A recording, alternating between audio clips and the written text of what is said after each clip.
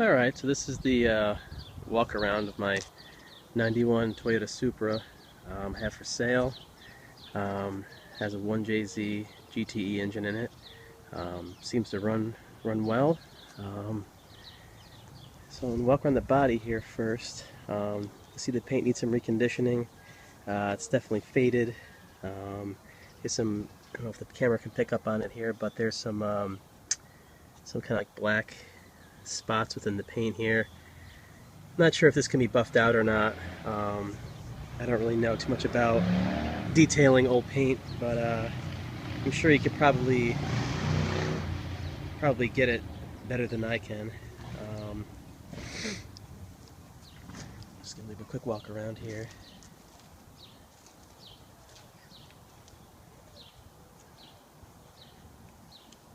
Trying to point out any of the major blemishes in the car. I think there was one. Not so much here.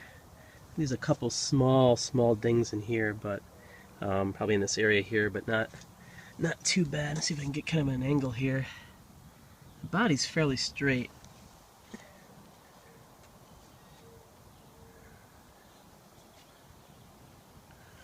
This tail light here is cracked a little bit here.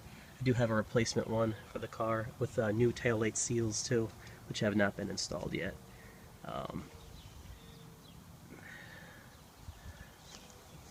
couple of scuffs back in there, but nothing too bad. The only major dent that I can see is kind of right here by this tail light. It's not too bad. It could probably be even popped out fairly easily by somebody in a body shop. It really isn't that bad though. I know it probably looks worse on camera, but from an angle here, it's not really that noticeable. Another big scratch is kind of down the side here. It runs the length of this right here. The previous owner had a daughter that her bike kind of scratched against it there, and he was not too happy. And they kind of covered with nail polish. I bet you if that nail polish came off of there, it probably wouldn't be as noticeable. I think they made it worse by, oh actually it runs over here too. I think they made it worse by trying to cover it up. A couple scuffs in here. These are just scuffs. I think these will come right out. These are just like rubber scuffs from something. They should come right out of there. Wheels seem to be in decent shape. They're not too beat up. They're actually pretty decent. The tires have some dry rotting. They actually have really good tread on them. They're brand new when I bought the car 8 years ago. The guy just put them on.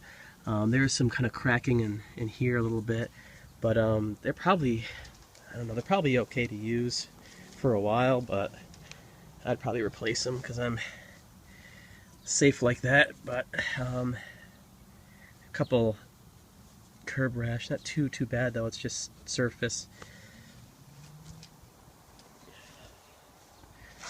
There's the wheels. The rotors definitely need to be replaced. They're a little warped. They still stop though. I think the pads are okay, but I'd probably redo the whole thing just to be safe. But they stop, you know, they stop alright. Let's see here. Here's the sunroof. Sunroof doesn't seem to leak at all. Seem to be pretty tight. I think there was a leak. If you can see here, there's some of these moldings here are kind of peeling up, but it's not too bad actually. They don't seem too bad. There was a leak I think in the back here when I picked up the car 8 years ago. There's another one that's kind of peeling off. And I think it was because of the taillight seals, so I have new ones. Alright, let's go in the inside of the car. So here's the inside of the car. The door panels look really good. They're in really good shape actually, on both sides. You can see here I have the little steering wheel, the Corbu reclining racing seats, which they sit a little high. I'm really short, so it actually works great for me. I don't have a problem with them. If you're tall, you're probably going to have a bit of an issue with that. There's a carbon fiber cigarette thingy. Kind of give you the glimpse of the gauges here. I have Pro Sports mounted in the cluster. They can probably be used to, you know, touched up again. You can see that one kind of cracked a little bit there, but really You can't even really notice it outside the car if you're just looking in. It's really not that bad. And I have this little cluster here as well. The fuel switch I have down in here, turn the fuel pump on and off, and then the horn is actually located right down here. I had to do that because I couldn't get the horn to work there, so better than nothing. Shifter, pretty good shape. It's an old TRD one. This little panel here for the Thames is a little loose. Probably get one on Supra for like really cheap. These things always break, so that doesn't work either. They break on like every Supra. Sorry, I have my son in the background here. And all these are intact. No stereo. The glove box works, but it's been cut out for the wiring. And there's the E-manage in there. It's not hooked up in the field harness. The ECU is tucked up underneath there in the stock location. So it's all cut out for the E-manage, ready to go to be bolted in there, and it closes with some effort. There it goes. I haven't put the back panels back. Well, I put the back panels back in, but I didn't put the rear seat back in yet. I'm just starting to do this. Just get this stuff out of the way.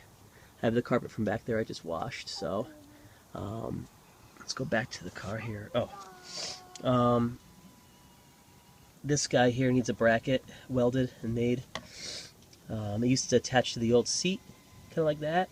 So I don't know if you can kind of make some kind of bracketry for that, but I kind of just let it hang there. It still works, so I'm gonna pop the hatch. The hatch system was converted from, I believe, an 87. I guess the 89 Plus hatch releases broke, so I kind of converted that over to the older style, which works better. And all these panels are in, as you can see here. And this is in really good shape. The spare and everything under here is in really good shape. It's pretty new looking. And the sunshade's in really good shape as well. And the struts still work.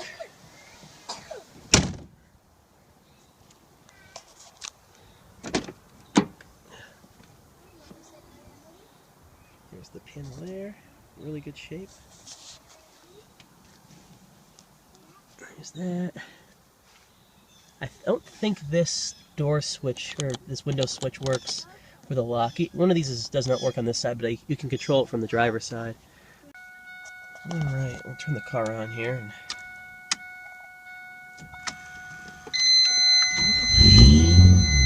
Starts right up. This is always on, this light here, because I have that sensor disconnected because of the watt. It's right here. So the car does take a while to warm up.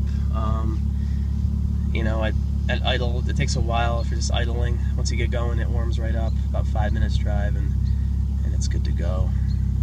Fuel pressure, get your boost gauge.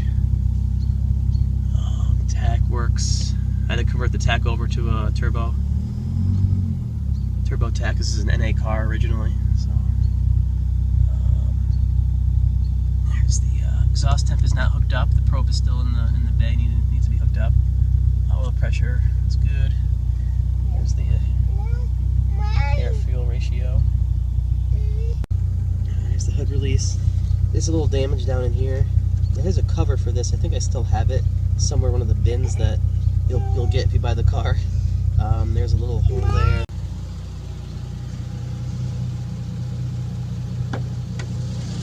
The hood struts don't work on the hood.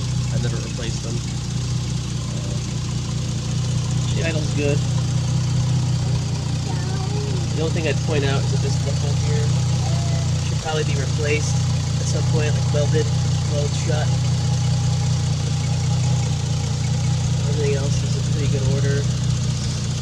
Everything is pretty much replaced, pretty much new. There's the fuel filter there. I can put this fuel filter. The brake master cylinder. The pressure regulator. Here's the battery. And it has a tender hookup. What else?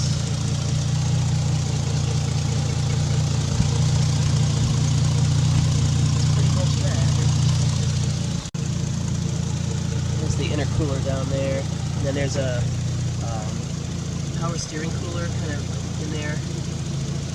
It's kind of zip tied it in there. It seems to be pretty good. There's still water down in there. If you can see it, I just washed the car, so that's where that water's from.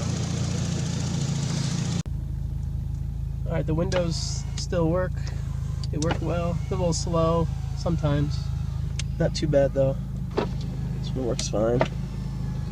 The sunroof, I believe, also works. Let's see, where is it? Over here.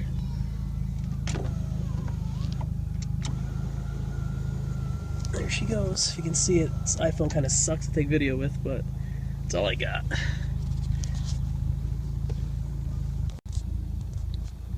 The e-brake works pretty well. It still holds the car pretty decently. I think these actually make noise when I hit them.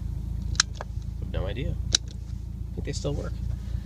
I was trying to think what else we can cover. This does have the I think it's like the 4 something or other gearing in the rear diff, because it's originally an NA car, so they had different gearing back in there. So you definitely switch gears pretty quickly. I was gonna use it for drag racing anyway, so I was kind of thinking that would work for me.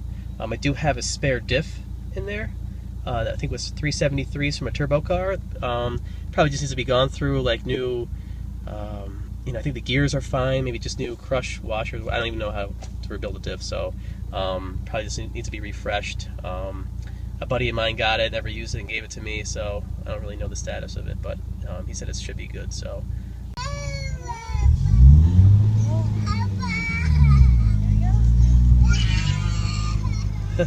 Sorry, my son really wants to take a ride, but he's too small, so.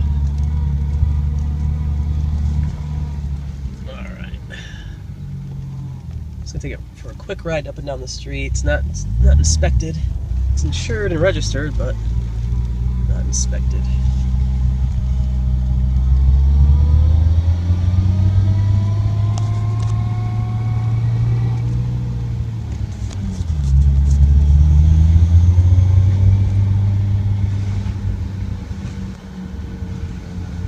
Suspension's definitely old. It's not terrible, but it has to be replaced. At least the struts anyway. I think everything else is probably okay. The struts are definitely not the best.